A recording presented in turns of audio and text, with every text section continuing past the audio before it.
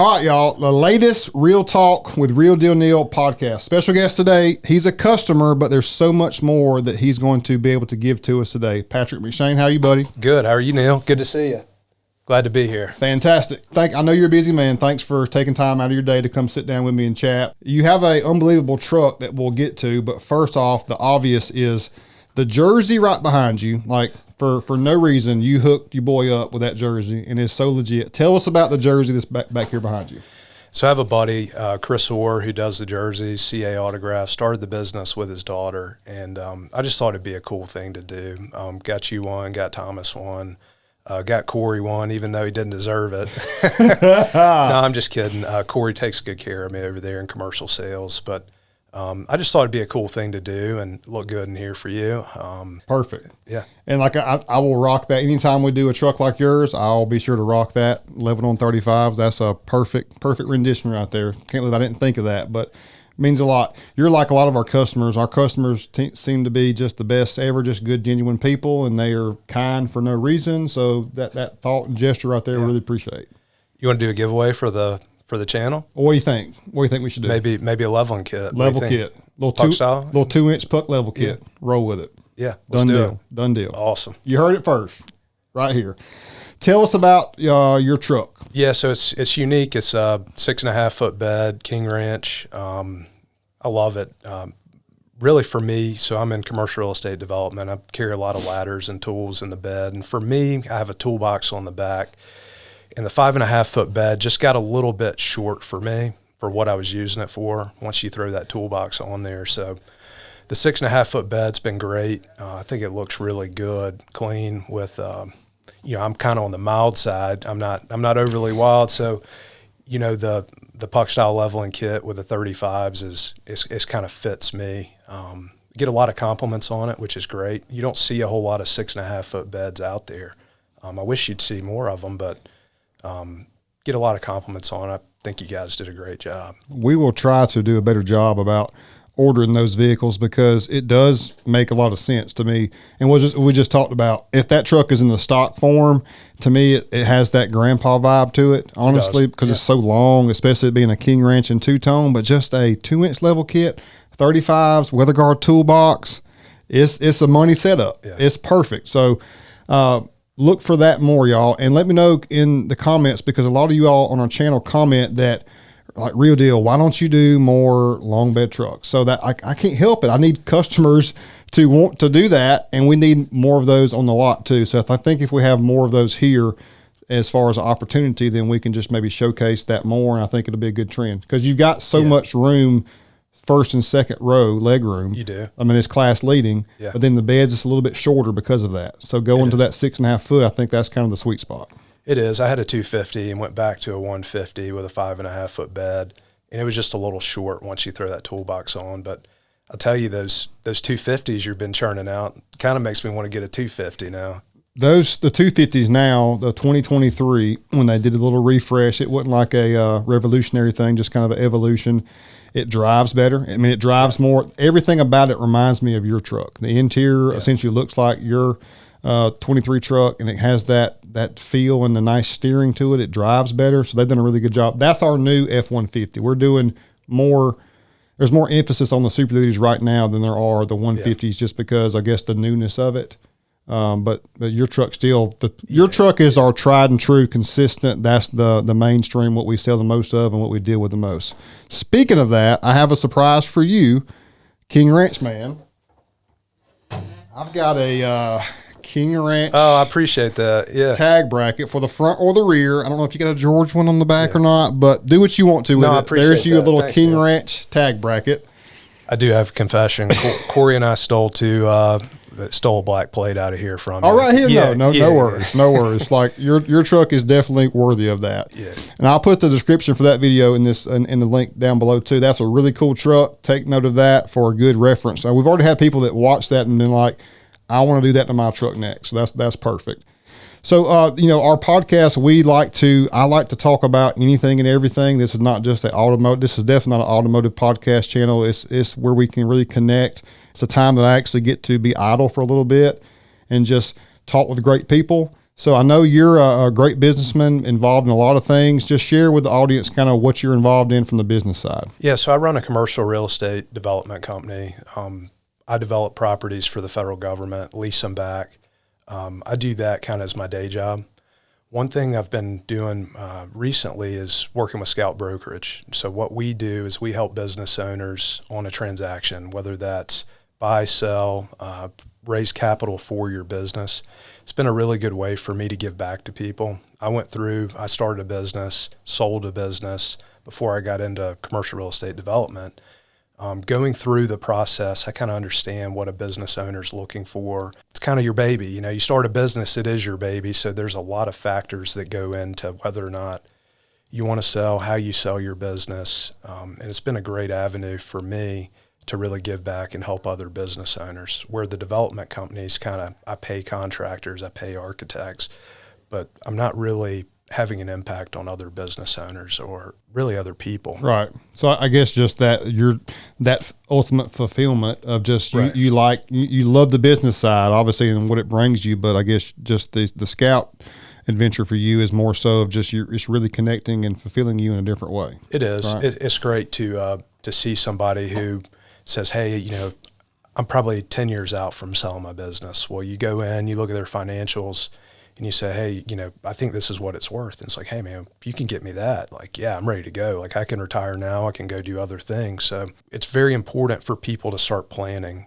When you have a business, what are you going to do 5 years down the road? What are you going to do 10 years down the road? How do you really know what you want to do with your business? If you need to grow your business, how do you know what partner to bring in? Because there's good partners, there's bad partners. We have access to a lot of people that are calling us all the time saying, hey, I've got $5 million. And it's like, well, what kind of business do you want to buy? And say, Patrick, I don't care. I want a good business that's well run, that I can help provide value and grow. So I think if you're a business owner like I was, you really don't know. You get lost in the day-to-day. Like, what am I going to do? How am I going to grow my business? You're not really thinking about the succession plan. So there's really three options. You either sell your business, you pass it on to the next generation, or you shut it down. For me, and we can go into this, how I kind of got into it, but the quicker you start planning that on the front end, the quicker, the more options you have on the back end. So I guess just from me looking at it from an outside perspective, is the biggest thing is if you're laser focused as a business owner on what you're trying to do day to day, and then just that long-term thing may not be, it's important, but then you also know that you're going to need some help on that token. And it's like, who do I trust? Who Right. can I count on that's going to give me good advice or referencing on what to do strategically? So that's Right. kind of where you come in. It is. I think anytime you say broker, there's sometimes a negative connotation with that, whether it's a real estate broker, anybody that does something for a commission. So I think for us, and Brendan McGoldrick is kind of the main broker. He started Scout. He was a veterinarian by trade. He's done a ton of deals on the vet side, done some deals on just kind of the private business transaction side. But with us, it's like that negative connotation. It's not really about selling a business. It's about, sitting down with a business owner, talking about a business, and then saying, hey, well, what is your goal? Is your goal to sell your business and move down to the beach and kind of spend your last days out? Or is your goal to continue to work in your business for 5 or 10 years? I think for us, it's all relationship based. And I think what really sets us apart is we can sit down with business owners. We've been there before. We've done it. We've sold our own businesses, and just say, let's have a conversation. We can look at your financials and we can give you a valuation of what we think your business would be worth. It gives you an idea of saying, well, what can I do to potentially drive the valuation up over the next few years if I'm looking to sell? Or say, man, I didn't realize it was worth that much. Let's see if we can find a buyer for it. So it's been really great. Met a lot of cool people along the way. Feel like I'm helping people, which is always great. That's right. Are you finding that the market for what you're doing is pretty prevalent? It is. There's a lot more buyers than there are sellers. I think for us, technology companies were really hot a few years ago, and I think private equity companies are looking to say, well, I had a construction company, utility construction company, something like that, where you can't outsource. you can't outsource putting cable on the ground. It takes somebody to physically do that, right? If you're, anything, forming concrete, if you got a concrete company, you have to have laborers and do that. You can't outsource that, and you can't create a system or a machine to do that. So I think what you found now is there's a lot of people coming back to these blue collar businesses. These, and when people say private equity, or it kind of gets a negative connotation, right? I mean, these are really cool people. They have money and they manage money, but it's one of those things that we tell people all the time. If you wouldn't have a drink or a steak with Wild Willies, Lane's Custom Rub, yes, with somebody, then you probably don't want to do business with them, right? So for us, it's just a relationship business. I think what sets us apart is we don't charge for upfront valuations. I mean, we can have a conversation with people and say, hey, send us your financials. We'll talk about it, and we'll give you an estimated value of what we think your business is worth on the open market. And from there, you can kind of make a decision. We're about as low pressure as it comes from a sales perspective. If we can help you, we'll do anything we can to help you. But if the time's not right, that's fine. We'll be friends. And when you're ready, come back to us. That's right. That's that long-term vision. And for all of our viewers and listeners, it's important, I guess, to know perspective on Patrick and I, this is the first time we've met. This is the first time. We've spoke for 5 minutes before here, and so we're just kind of connecting and dialoguing here. So it's not like we're trying to plug each other or anything, but I'm already getting a very good vibe, because what he's saying is very true in my heart as well about the car industry. Because when I first got in the car industry, you get the initial, and even still today, sometimes you get you're in the car industry. That there's a negative connotation to some extent on just the car business in general, because I guess the horror stories or stories of, I guess, the dealerships that are not doing it the right way or consistently enough. So you get that where you want to get the runaround on trying to get a correct price or a trade-in or misleading this or not having the right vehicle or whatever. So for you to kind of attack what you're doing in that same token of I'm here to show that this is a positive way that we can help you make decisions for your business. I've been a long-time customer at Akins, and I've already apologized to Brad and Corey and Jason, everybody, but I kind of went off the reservation and bought another brand of vehicle. It was a lemon, so obviously Ford has lemons as well, but this was a lemon. And tell us about the engine. Tell us about what it was, though. It was a 3.0 Duramax and had emissions issues. I took it back to the dealership. Long story short, I didn't get a loaner. It was in the shop for 3 months. They ended up buying it back. But just the whole process, I kept going back and saying, there's no way Akins would leave me without a loaner vehicle, or there's no way Corey would let me deal with this headache for 3, 6, 9 months. That, Akins would have bought that vehicle back, even if you bought it back before you had to sell it back to Ford. So I needed a loaner vehicle, and I called Corey, and he got me an F-150 for a week, and there was nothing in it for him. It was just taking care of me. So you don't get that at most dealerships. And like I said, I've already apologized, and I won't make that mistake again. But yeah, I think it comes back to customer service, anything you do. And all successful businesses that we look at generally follow the same formula. The value exceeds what they're being paid for their service. So if you provide value, whether it's, with you and Wild Willies providing, an excellent experience, or, a bad truck that you can't get anywhere else, right? That is more than people are willing to pay for their money. They value that more than what they're paying. Successful businesses always follow that pattern. It's either the experience or the product exceeds what people are paying them for that product. That's how they continue to grow. It's how they continue to make money. It doesn't matter what industry you're in. We see it across all businesses. So it's really interesting. It's pretty simple if you think about it. It comes back to what, how are you running a successful business? And that's at the root of it. That's what it is. I agree 100%. And just having that foundational thing of, yes, just like you said, what kind of value are we presenting? Because we get paid on the value that we give back. It's not, we're not trying to take anything. We want to give so much value that it brings a nice money with that. So if we can do that as far as the product, and then also have the vehicle allow us to give a great customer service experience. Like, man, we're a automotive business, but we're also in a people business, because I feed off of these discussions with our customers and feed off their stories and how they found us and what they're trying to get out of their truck, and then just trying to really make that truck the best it can be for them, just by really caring about them, listening to them. It's not hard. I mean, it's like you said, it's not rocket science. Just really listen to the customer and really try to just give them an exceeding expectation experience overall. That's really the key. Yeah, and you kind of touched on it with Scout. It's no different. You know, we're having a conversation. Somebody comes in and says, Neal, this is what I'm looking for. Well, you have to listen to them and figure out exactly what they want in their truck before you can start building it, right? With us, we listen to what their goals and objectives are.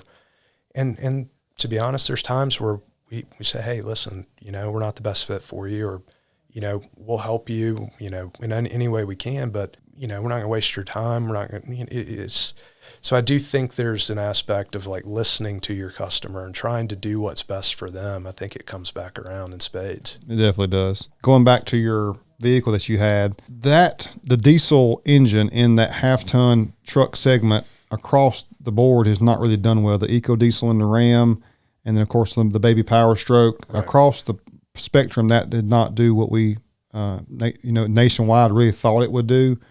So I get that's the kind of thing that's phased out. So you're in an EcoBoost now? I am.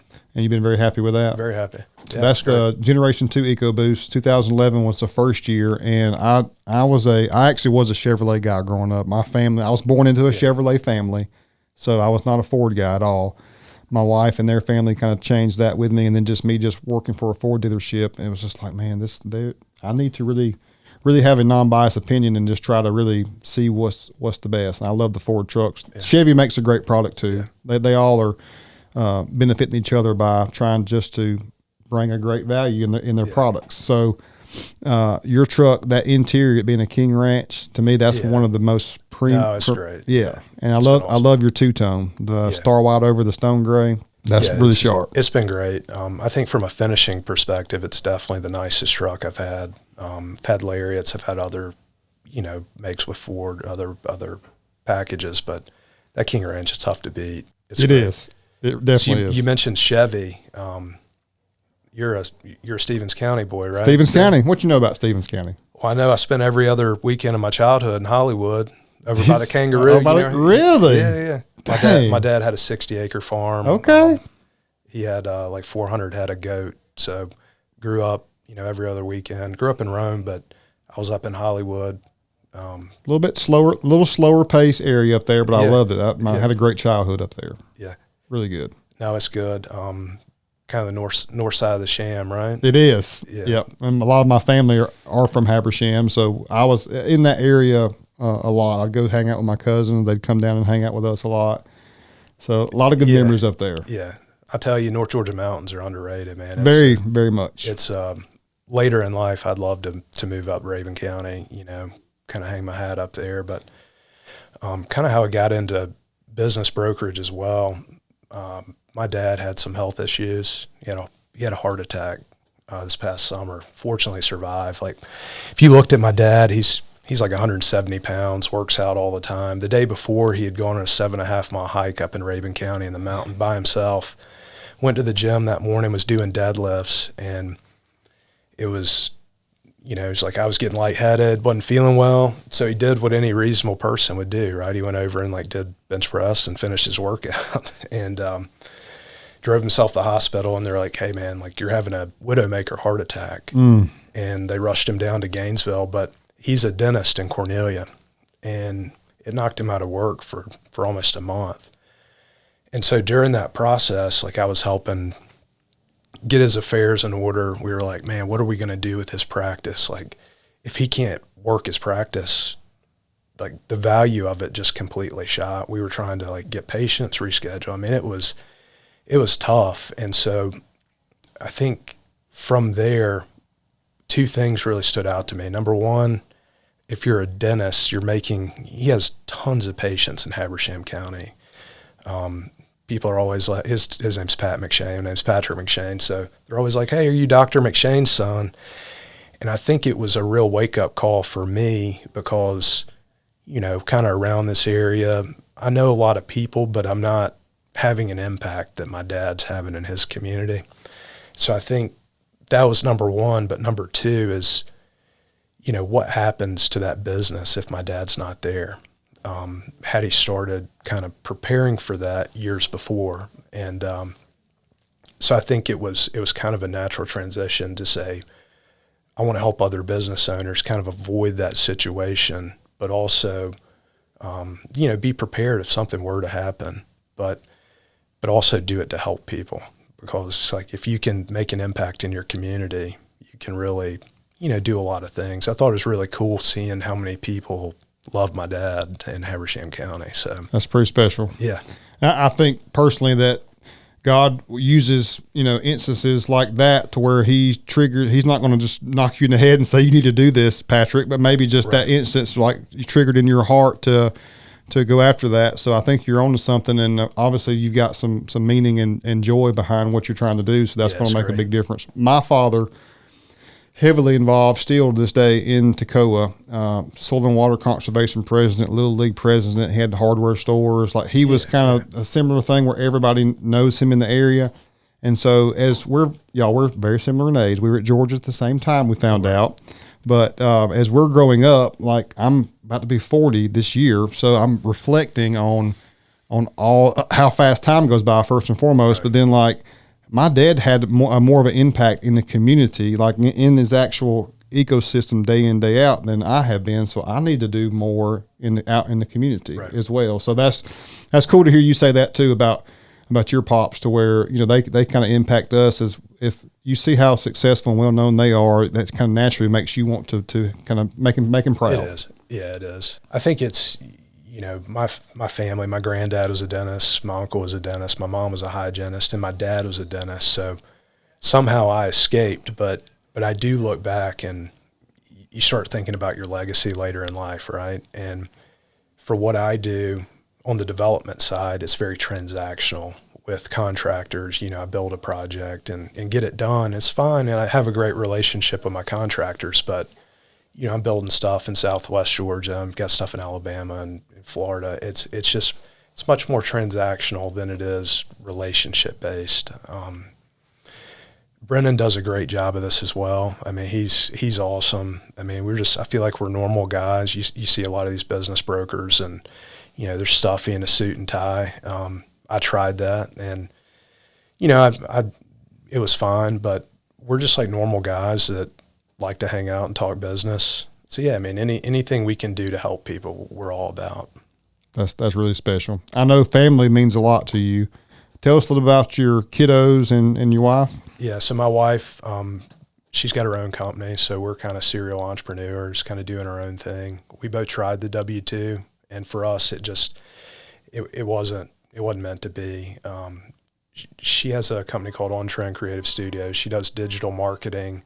We've got 3 kids, 8, 5, and 3. So we're right in the thick of it. And 2 girls and a boy. 2 girls and a boy. Yeah. What's their names? Kate, Emma, and Graham. We'll give them a shout out. Yeah, Kate always loves to get shouted out, but she always gets embarrassed by it too. But what's up, Kate? Yeah, she's awesome. She's a really smart kid.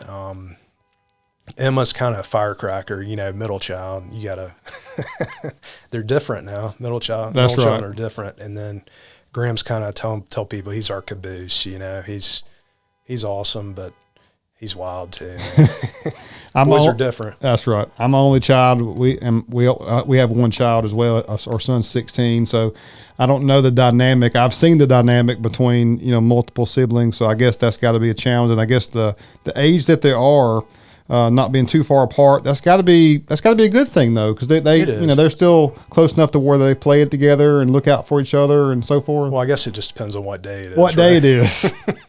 They played really well Saturday, but Sunday was a challenge. So the youngest 2, I mean, they're 20 months apart, so it's a little bit more challenging. They kind of fight more than they play, but they're getting, as they get a little bit older, they're getting better about it. But very fortunate with the the 3 of them, and very blessed on that. That's awesome. Corey was saying that you're pretty have a Saturday ritual. Is there a Waffle House ritual in there? Yeah. If you need to find me, I'll be at Highway 53, exit 129, Waffle House.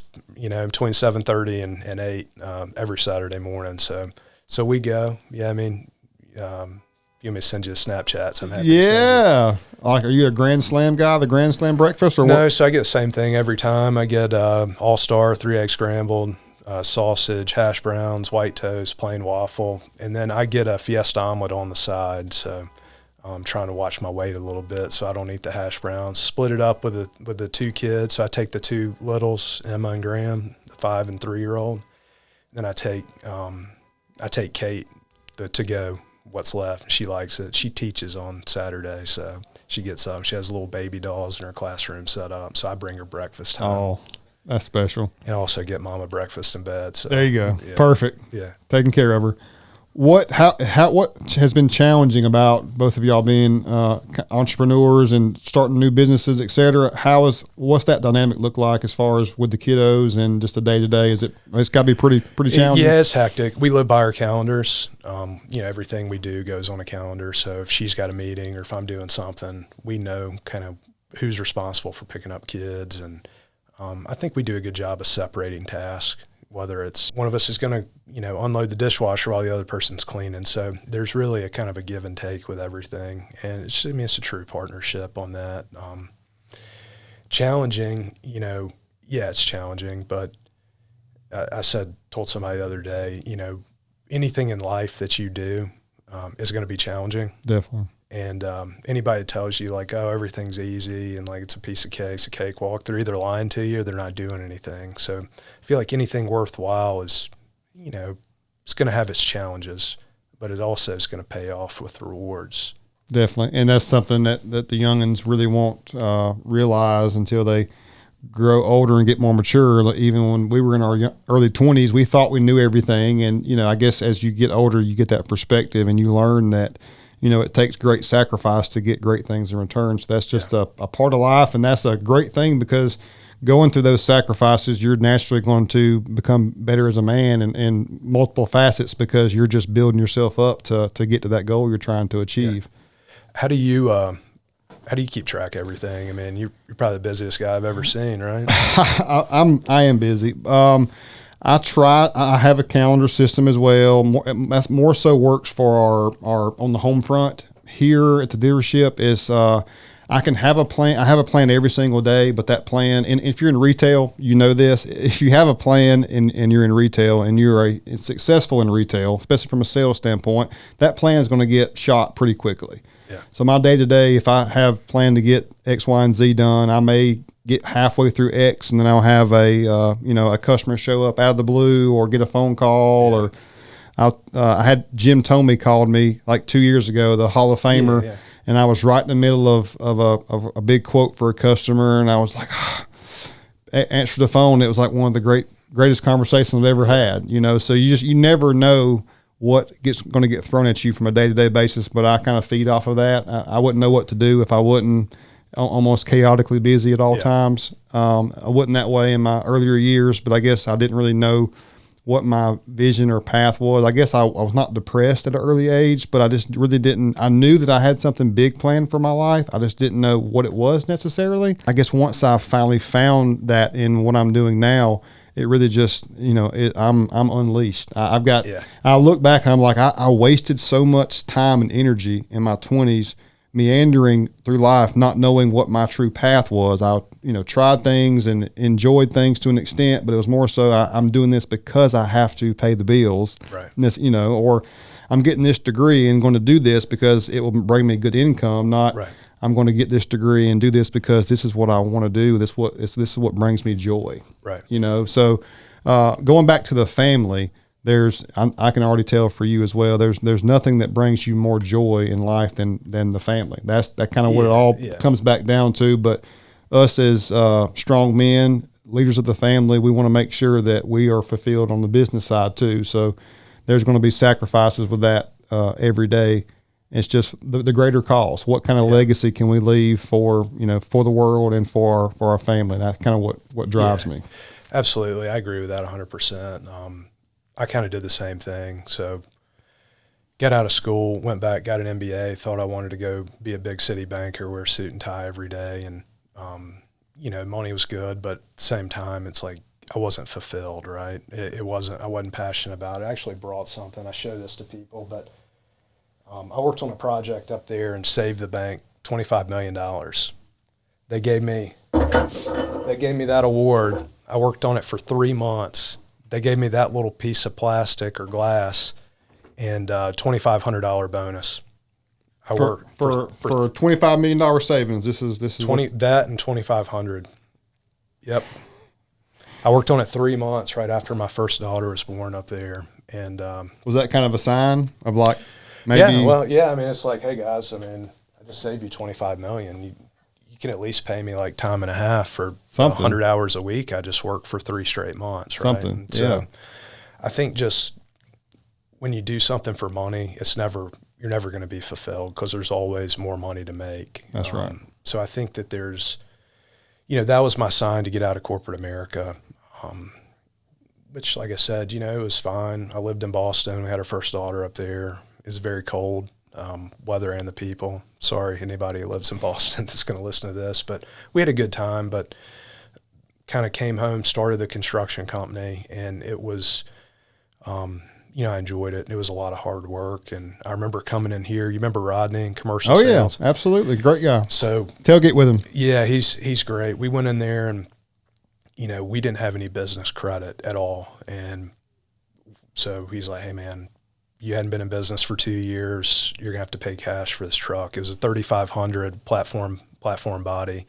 He pushed us over on Corey just because, Corey's a younger guy. We were younger guys. But I remember they took it to Brad, and Brad was like, knock $10,000 off, help these guys out. And so, Brad helping us out, getting started, he's probably, my old partner's probably bought 100 trucks from Akins at this point. I mean, they're a big company, but, just going from a very safe W-2 where you're making decent money, you feel important, wearing a suit and tie every day, but being unfulfilled, to then like getting your hands dirty and being, digging holes for a living, but feeling fulfilled because you're actually doing something.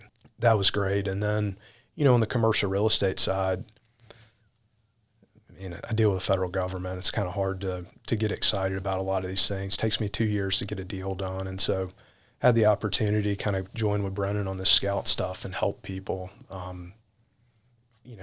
business owners like I understand what it was like to go through and struggle and, pay, I think it was like $53,000 for a 3,500 platform body back in 17 maybe, but we had to pay cash for it. And, you scrape together some nickels to make that work. And then we had to buy a drill, and it was tough, tough for a while, but it was worth it. And, I tell people all the time, like, if you're going through something, you just got to keep your foot down and keep going, because eventually it will get easier, right? And you're going to kind of hit a point where you can tell people, it's like the devil's chasing you, better keep running, you know what I mean? And what I found in my life is anytime I start to have some success, there's these obstacles that come up.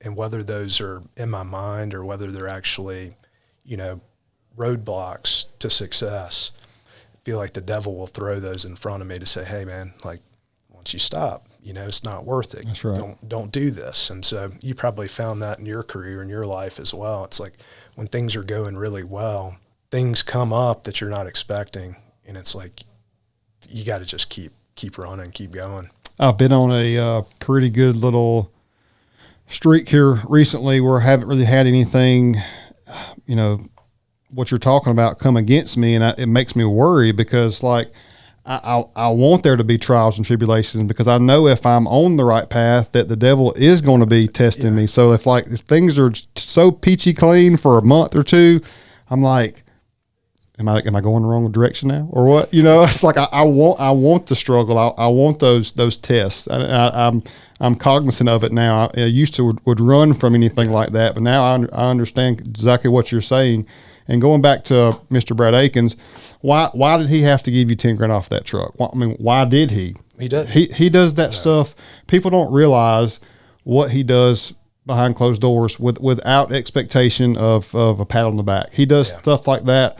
Not saying go hit Brad up for anything, y'all, but he does generous things. He's a kind human being. He does stuff like that all the time. And I'm a very ambitious person. Obviously, I'm essentially like a intrapreneur now. I'm not an entrepreneur, but I have that entrepreneur spirit in me, and I think about it, Patrick, every single day. I want to own something. I would love to do my own thing, but it's like I'm thriving right here. He's allowing me to thrive. He's giving me the flexibility and capability to thrive right here because he gets it. Right. He whenever we first started this adventure, I was actually didn't want to do this. I was like, no, Brad, I think I want to go, work at the Mercedes store. I was kind of on that path, but then God was on my heart, like, Neal, you need to go to Akins. Something was telling me to come to do this deal, because the connotation between accessories and automotive industry in the same dealership is typically a hindrance, because the accessory side really holds up the process and speed of a car sale.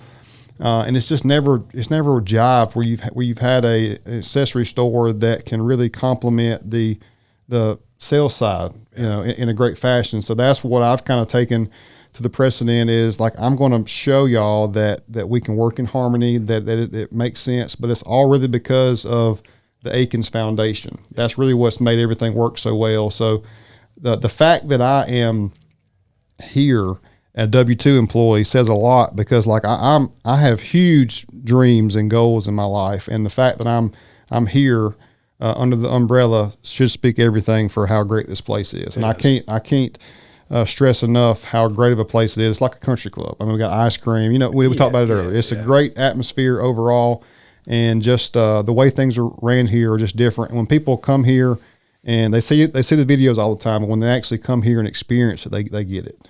That they actually can see it. Honestly, I think I took it for granted because, I've been buying trucks from Akins for a while, and when I kind of stepped out and tried to buy it from somewhere else, you don't realize what you have here. And I think you're exactly right. I mean, you guys threw tires and a leveling kit on that truck, but I didn't know where else to take it. I mean, I'm taking it to Wild Willies, right? But I mean, having it here, and I think having it within the dealership, it's easy to say, well, I'm going to buy like a stock F-150. I'm going to go get a leveling kit and 35s on it. That's right. Neal's already showed me, 200 times what it looks like. I know what it is. Or hopefully somebody's interested in like a 6.5 foot bed. Well, boom. You can't find that online. Like, probably should have done it cheaper for you, honestly, because like what you're letting us do that, making that video, that's going to educate so many people, which is going to return just bring us more business. So like customers help us naturally. So like we genuinely appreciate the business, but also just the allowing us to do it. Well, I just told them I would pay whatever. I just didn't want Corey to make a commission off of it. So, Corey worked for Wild Willies for a little while. Did, yeah. Corey knows his stuff. He's good with accessory. Great. I give him a hard time, but he's, I like all the commercial sales. I've kind of stayed over there just from the prior relationship. I think it's great that Jason's over there now. Chase, so my wife grew up with Casey, and I knew Chase just kind of being a little bit younger. That's right. Did she go to school with Madison and my wife? She's kind of Ashley's age. Ashley's age, okay. She and her sister went to Prince Avenue. My brother-in-law is a football coach over there. He's offensive coordinator at Prince Avenue. So I think eventually we'll probably end up with our kids over there. But we're kind of Jackson County. It's a little bit of a drive right now. But gotcha. She grew up with Ashley and volleyball. Yeah, awesome. Yeah, she was. Her dad actually started Prince Avenue back in I guess it was in the 70s. Her older brother, he was the children's pastor over there. And her older brother, I'm not going to tell you how old he is because he'll get mad at me. No worries. Back in the day, he was going to go to Cedar Shoals, and my mother-in-law was like, hey, Ray, can we start like a kindergarten class? It became first grade, and then he was the first graduating class at Prince Avenue. So they're pretty intertwined over there. It's a great place. We love it. But yeah, so when I say, Brad's helped us out, like, he knows my wife, but he's also, I think he would have done that for anybody, right? Sure, and sure. I think kind of goes back to what you were saying, like service and the experience here, that's being driven from the top. I mean, you see a lot of people walking around here with smiles on their faces, which you don't see everywhere, you know? Like, I mean, that's a epidemic in itself, man. Life's too short not to walk around with some joy in your heart. You know, it's a lot of joy goes through this place for sure. Yeah, I mean, if you're looking for problems, you're going to find it, right? Yes. What you focus on is how you're gonna live. You know, if you focus on all the negatives, then you're gonna have a negative life. Yeah. You focus on the positive. Be positive, man. There's always some positives out there. There's always some positives. But no, it's awesome. So you're a big dog fan. I'm a big dog fan. We're alumni, y'all. Yeah. We're dog alumni. We're not just dang good dogs. We are dang good dogs because we went there. And you're on a different level than me because athlete as well. Your whole family's athlete. So you played golf at Georgia? I did. I didn't know this. I played for a year. Just tell me about that. Yeah, it was a great experience. Coach Hack used to tell me all the time that I was the first Georgia golfer not to turn professional in 12 years. Then I was playing in a Letterman's tournament and met a guy named Richard Sosby, and he started counting on his fingers like, "What year did you graduate?" And he's like, "Hey, man, like he's been lying to you. You're the first golfer to not turn professional in 6 years." So that's my claim to fame. You know, you think about like Georgia, you got 22 guys, offense and defense. That's like every single one of those guys going pro. Studs. Yeah, I mean, you got Ryder Cup players like Harris English, Russell Henley, Hudson Swafford. I mean, Bryden McPherson, he was the first Australian to win the British Amateur, played in the Masters, played in the British Open. I mean, just it's a great fraternity of guys that, you know, a lot of them still live in Athens. We get together every couple of years, and it was a really cool experience. Golf's unique because it's an individual game, but you're trying to play a team sport out of it. And I think Coach Hack did a really good job of kind of managing personalities and getting guys. It's kind of like Phil Jackson, right? It's like his job, it's more than being a coach, it's kind of managing personalities. That's right. But yeah, it was a cool experience. And do you see the gap between high school golf and college? Is it? I mean, obviously, I guess going to Georgia is even more so. But is that gap is just huge? Well, I think so. I mean, it's we were talking about your racing, right? When you get to that level, you're playing against the same kids nationally. You're going to national tournaments. You're going to regional tournaments. So when you say like high school, it's not like playing high school football or high school baseball where you're playing against, I mean, you're playing like travel tournaments against the same guys. Like you're saying your son races against the same kids all the time. All the time. So it's the same with high school, you know, golf in the summertime. You get to college and it's kind of like, well, instead of this guy seeing him at this tournament, he's playing for Auburn, he's playing for Alabama. So I wouldn't say it's from a school perspective, absolutely, but you're still playing against the same kids you play against all the time. I guess the stage is bigger. You're now playing for the Bulldogs versus the Tigers or whatnot. So just that stage is kind of amplifies the heart rate a little bit and just the importance of trying to do your best, and it's the next level essentially. It was fun, you know. I grew up playing team sports like baseball, basketball, football, and I think you miss that with golf when you kind of specialize. You're kind of out there on your own.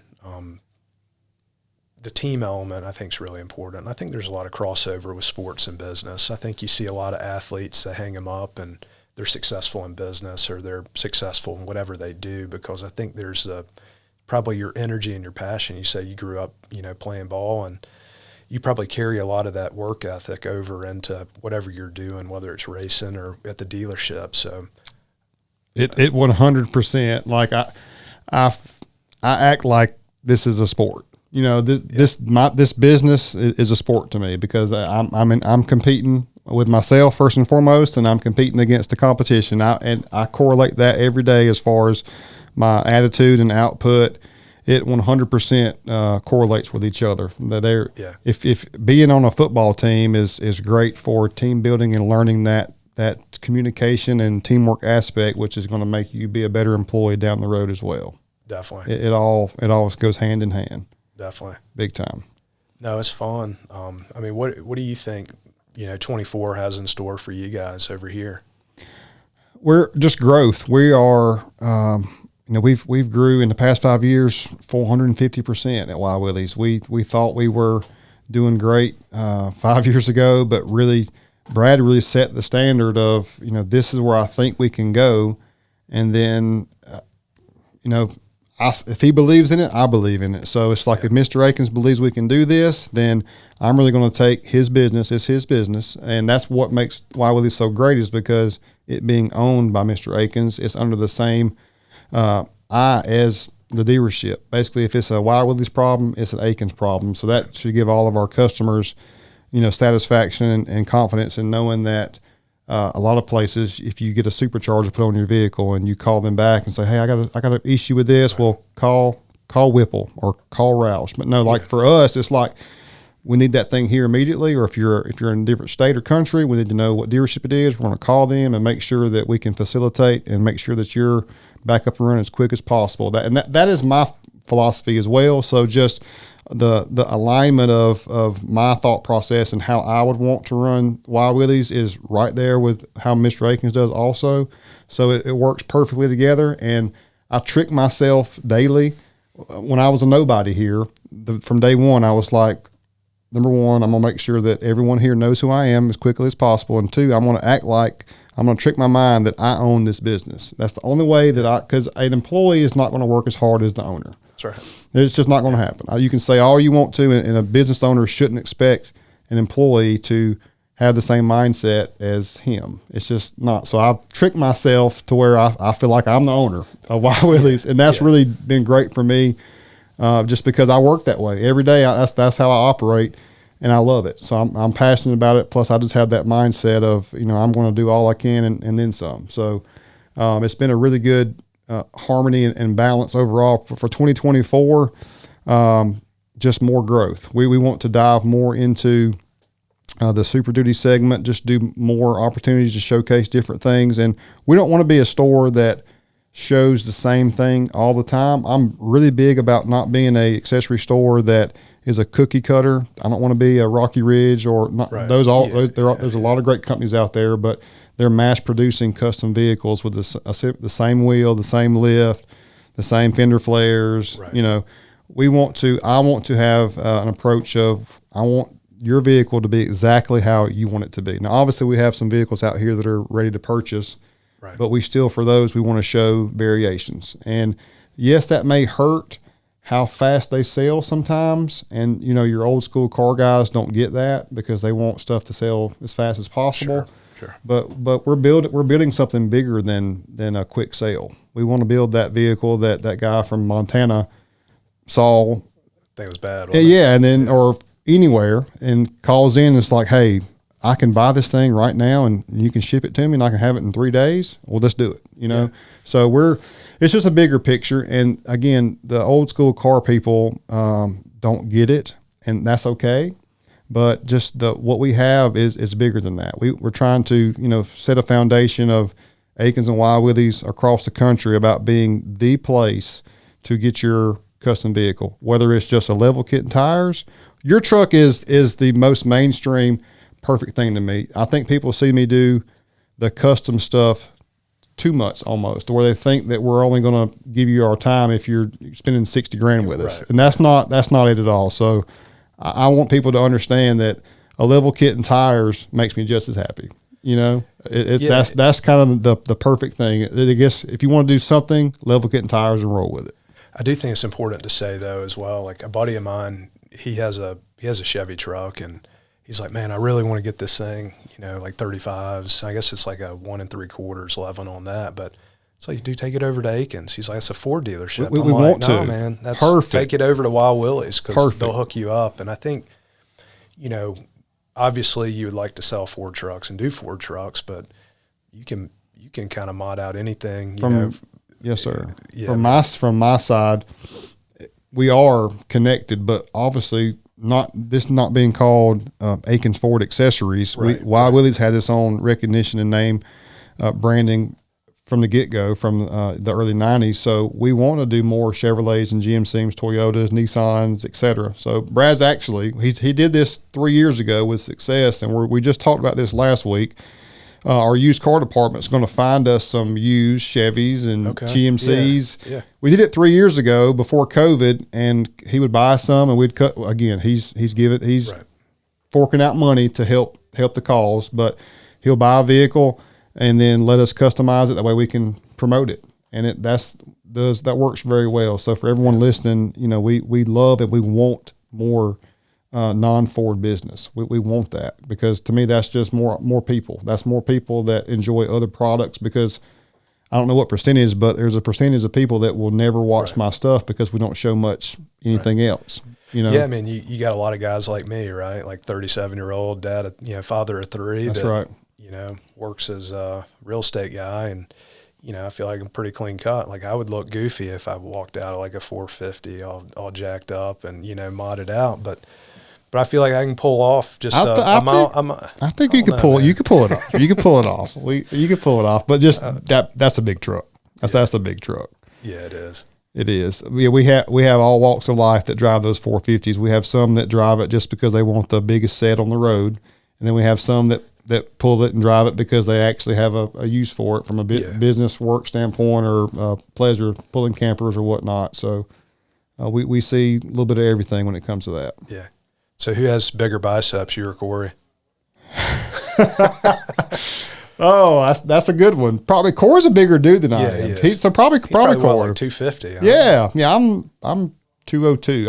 I'm right around 200. I'm 5'11", right around 200. Race season's coming up, as we mentioned. Got the GNCC in 2 weeks.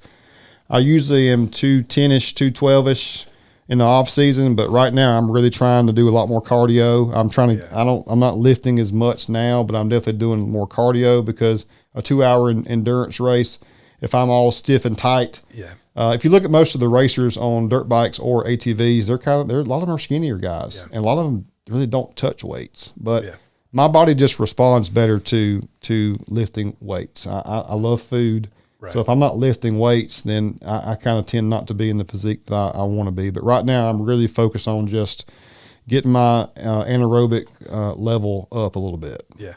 Speaking of food, that lane steal is pretty cool, isn't it? So Tanner was instrumental in that, and obviously lanes they're local, they're right here. Yeah. Them being so generous and letting us piggyback off of them. They do not have a wild game rub. So it was the perfect harmony, because a lot of our customers, we have a lot of outdoors people that hunt and are just into the outdoors activities, overland style camping, etc. So that was a great collaboration, a very generous one that they didn't have to do that for us. We have a all-purpose rub. I'll get you one before you leave today. All-purpose rub and a wild game rub, and they're both phenomenal. I mean, the wild game rub on just chicken or steak's really good too. Yeah. So it's a good thing. I do think there's a lot of similarities between Wild Willies and the way Lanes is run, based on their social media and kind of the stuff they put out. You can tell he's really passionate about his product, but I think it's more about the education piece, and you could just tell he loves what he's doing. And I think people, they buy into that, right? They gravitate to that more. They do, yeah. Similar story as you. He did the W-2 thing and just really didn't feel fulfilled, knew there was something greater that he wanted to do, and business had really taken off. He genuinely loves it. He genuinely does, and their social media stuff is going to continue to increase. And it's just telling the story, showcasing and just providing value. Anything that I do on social media, unless it's my family, promoting my family is not necessarily for me. Everything I do, I think, what can a viewer get out of this? Right. If I post this, what are they going to benefit? Are they going to smile, or are they going to get some information, knowledge, or just pass the time? What kind of value can we provide to them in doing that? So everything that I do online is not. To me, people say you do some good commercials or promotions. I don't think of it that way. Yeah. I know it naturally is, but it's just like, this is life. I'm just showing you life, showing you what we do here. It's a great place, and there's endless content.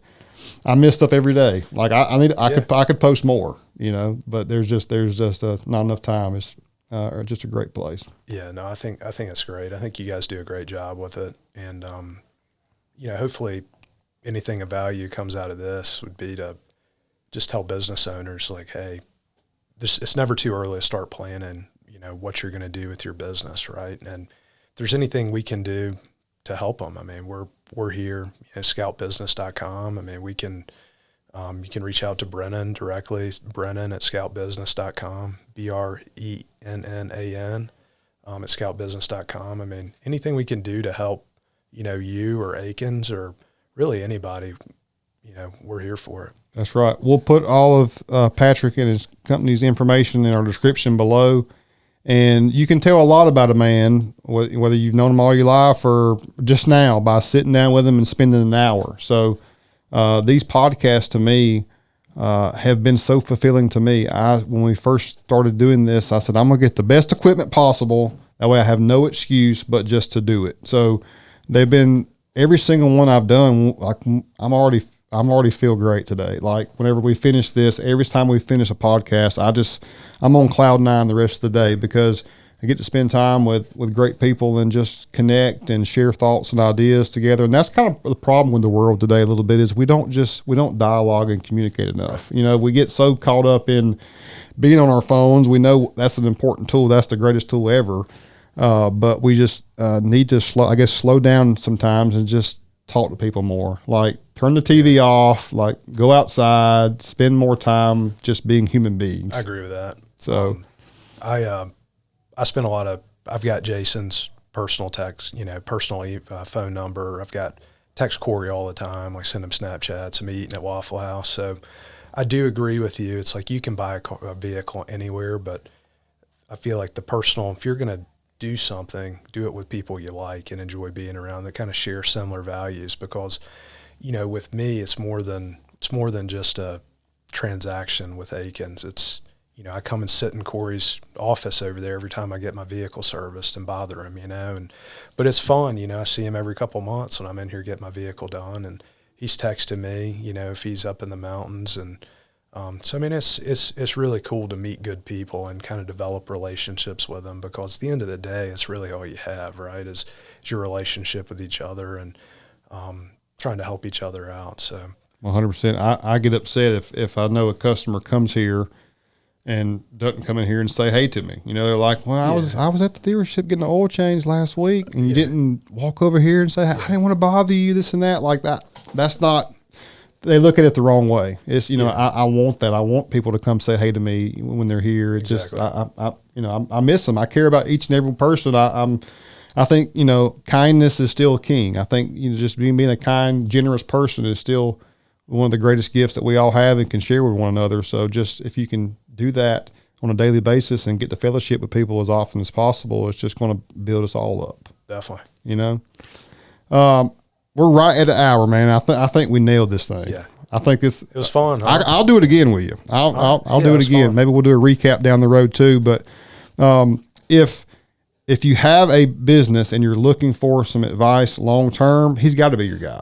He's got to be your guy. That's what I'm taking from this. Not just a great family man and a dang good dog for sure too. That.